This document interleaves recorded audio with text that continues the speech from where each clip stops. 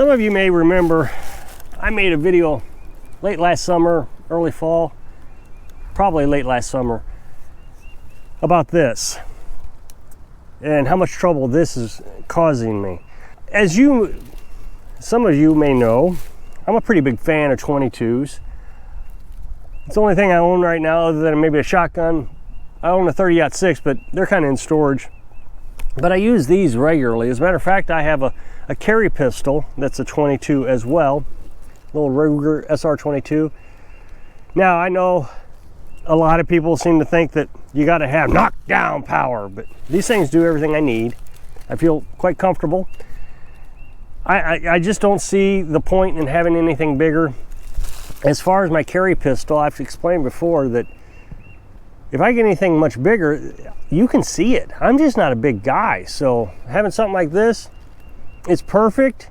And I don't see anybody saying, hey, I'll take a shot from a 22 just to prove that you need knockdown power. No, everybody's quite worried about them. And then around here is where I really need self-defense. It's pretty dangerous here. You got raccoons and possums. So, there's just no reason to go around shooting 9mm and bazookas to get rid of the things that are going to kill your chickens. And this is really nice to have. Squirrel hunting, you can shoot deer with this. I've known people that do it. I would do it. You got to be a little bit more strategic with it. And stop acting like you're so manly that you can make a 200-yard shot. You don't.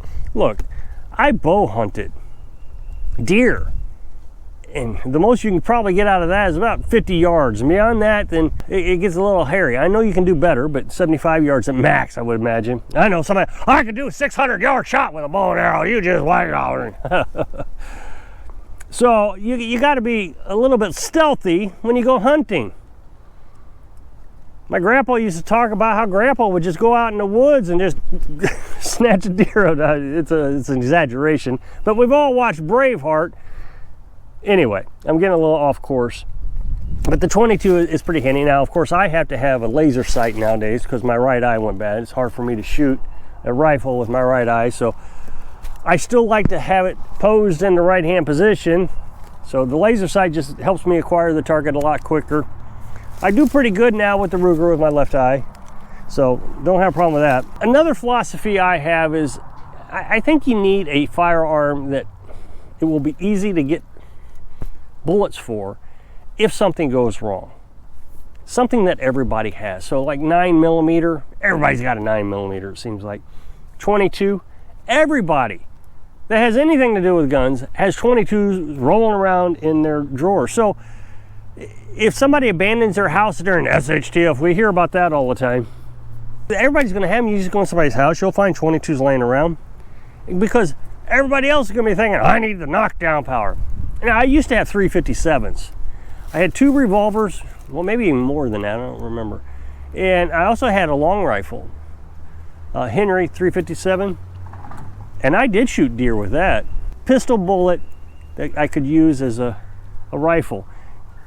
You're going to want to have similarities in your firearms. It just makes sense to me, but regardless, my dad gave me this 22. It's a Marlin semi-automatic, and when I got it, it really didn't feed very well.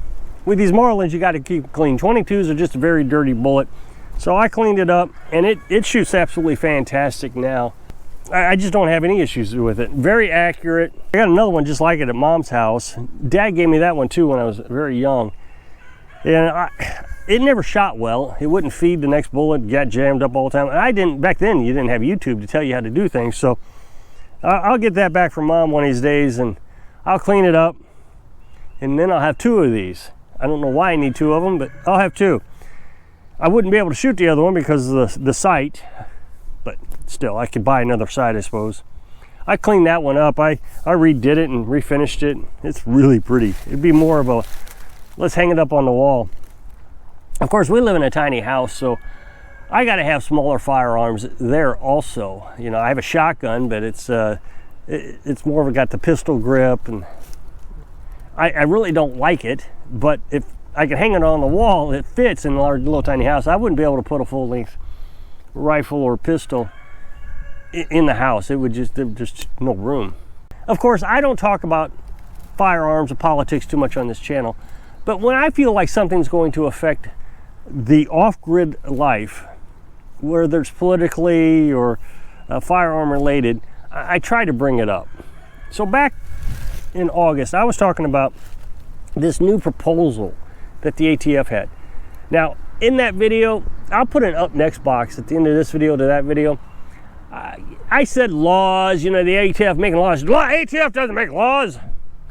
Okay, well, that's fine. It really doesn't matter what they make. If they can arrest you for it, then really, does it make a huge difference? The ATF can't do that. There's a thing called the Constitution. Well, listen, when have anybody followed the Constitution? I mean, warrants, they just hand out, they don't even do them anymore. The FBI just goes out and does 2 million searches in the last 2 years without a warrant, some sort of database search. They used to have a warrant for that. It doesn't matter anymore. The Constitution's obsolete. I say that in a very upset tone. I'm not happy about it, but it's obsolete. That's why I say when you have to make your own freedoms. You can't rely on the government to give you your freedoms. These freedoms are God-given rights. You take them. And I know it's frustrating that our government has turned its back on us, but Benjamin Franklin warned us of it. He said, a republic, ma'am, if you can hang on to it. Well, guess what? We didn't hang on to it. So we got to do things under the radar, I guess, is the best way I can say it. You know, I see people buying, you got to buy 10,000 rounds per firearm. Okay, you buying that much, you just got on the radar of the government, they're going to be the first person you go to. What I do is I buy a box of 500 22s. Nobody cares about a 22. Nobody. The ATF's like, what's a 22? Really? Who cares? And so I buy one of those boxes every 6 months or so. I may use 50 of them to practice in that time frame. So, you know, I'm getting a little bit of ahead on myself with the 22s. So low key, but I still get to keep my way of life. I can defend myself. I'm quite confident that no one's going to want to stick around getting shot at by a 22, or if they come into the house, a 12 gauge, stay under the radar. Now, like I said, Dad gave this to me. There's new proposals that the ATF just wrote. I guess I need to talk about it a little bit. So the ATF said, well, I guess the president said, whatever. Anyway, he signed an executive order that will be implemented May 10th, 2024, just a month away.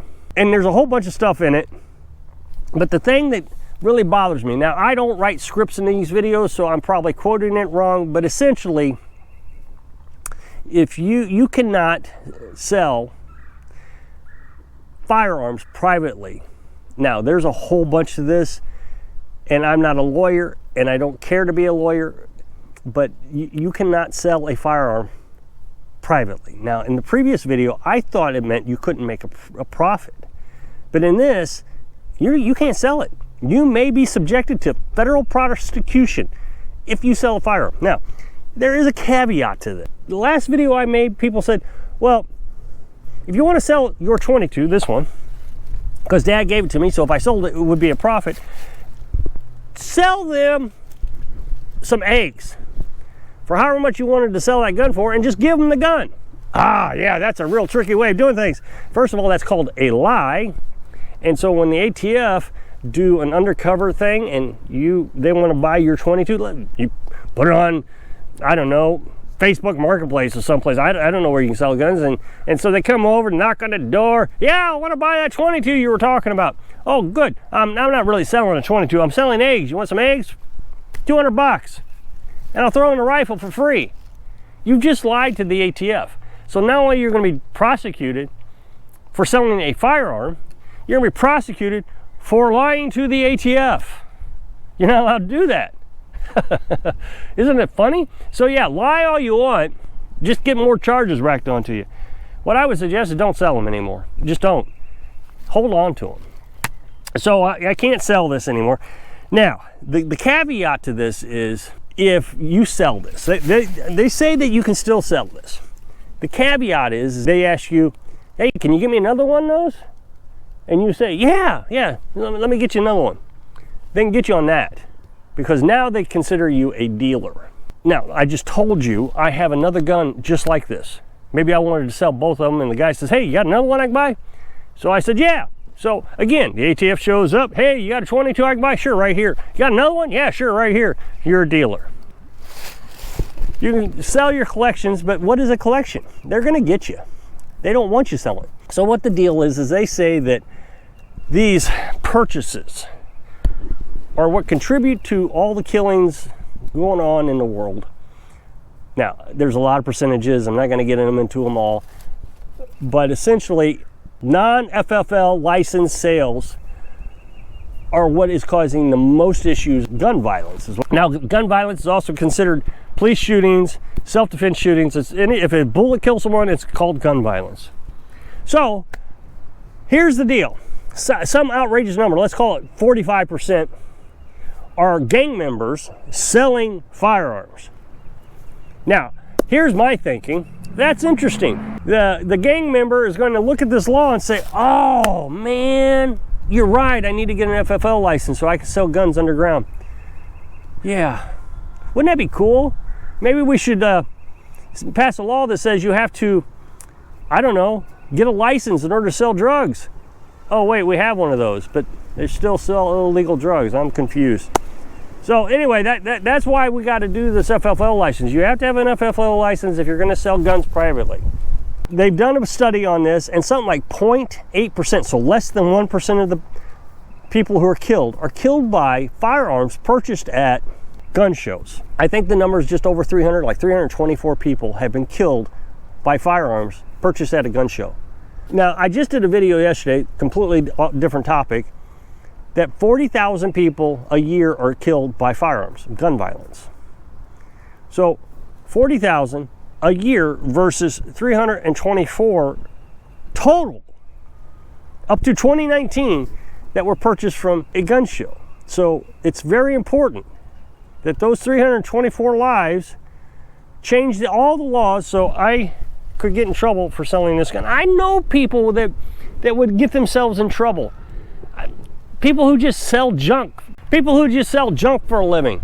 Hey, I got a lawnmower for sale. Hey, yeah, I'll buy it. You got another one like it? My brother wants one. Yeah, give me a couple weeks. I'll get you another one exactly like this one.